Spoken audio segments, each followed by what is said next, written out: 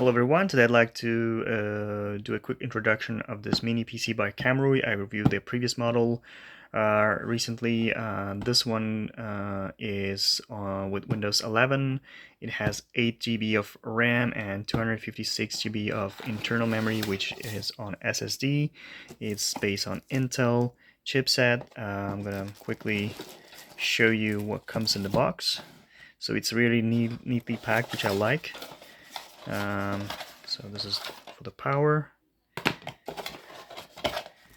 Comes with HDMI cable, which is really appreciated. Let's remove this. The manual, and also there's a special plate that you can screw to the wall and then use it as a media system, as a media center, so you can hook it up onto your TV and then watch your favorite shows.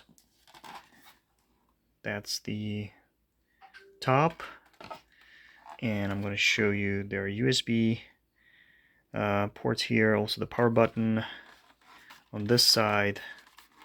On the back we have HDMI cables, and also if you want to hook up your modem you can do this. And bottom here also, specifically here for hooking up to the wall, for instance. I've been using the previous model for some time now. It's very efficient. I have never had any issue before, and I'm looking forward to using this model as well. Thank you for watching.